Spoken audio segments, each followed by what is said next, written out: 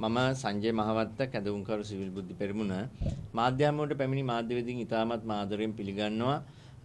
අද දවසේදී අපි කතා කරන්නේ පහුගිය දවස් 8ක කාලයක් පුරාවටම අපි ශ්‍රී ලංකා විදේශ සේවා නියුක්ති කාර්යාංශයේ ඉදිරිපිට විරෝධතාවයක් පැවැත්තුවා.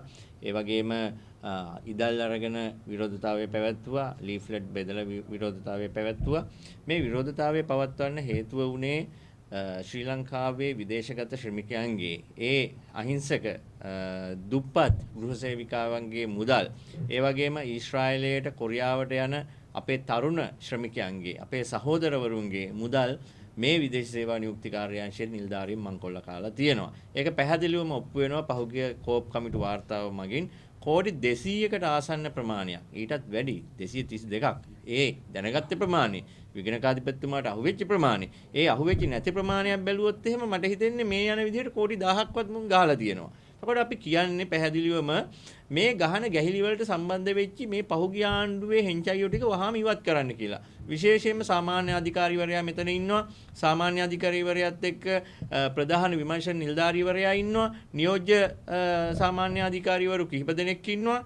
දැනට 6 දෙනෙක්ගේ වැඩ තහනම් වෙලා තියෙනවා. හැබැයි මහවුළු ගෙදර කවුරුත් යව්වේ නැහැ. ඉතින් අපි පැහැදිලිවම කියනවා මේ ආණ්ඩුවටත් වර්තමාන ආණ්ඩුවේ සභාපතිවරයා පත් වෙලා ඉන්නවා. දැන් සභාපතිවරයා සහ පරණ ආණ්ඩුවේ GM අතර එකිනෙක සම්බන්ධතාවයක් තියෙනවාද? මේ ආසේ රැකියා ඒජන්සිත් අපිට බකට් එක දාන්න වෙනවා. අපි මේ සම්බන්ධයෙන් ඇක්ෂන් එක ගන්නකොට මේගොල්ලන්ට රිදිලා තියෙනවා. අර මෙයාට ගහදි චංචලා අඬනවා වගේ දෙයක් වෙලා තියෙනවා. කරුණාකරලා කියනවා අපි ජනාධිපතිතුමාට, ජනාධිපතිතුමනි ඔබගේ පෑන් පහර එළියට දාන්න. පෑන් පහර ගහන්න විදේශ සේවායකට.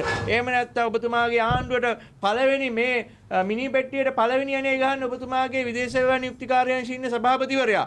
මේ තරම් මංකොල්ල කාලා තියෙද්දි, මේ තරම් හොරකම් කරලා තියෙද්දි, මේ හොරු පන්නන්න ආවේ ආණ්ඩුවට මේ මහා හොරුන්ව පන්න ගන්න බැයි නම් එහෙම මොකද්ද තියෙන කතාව?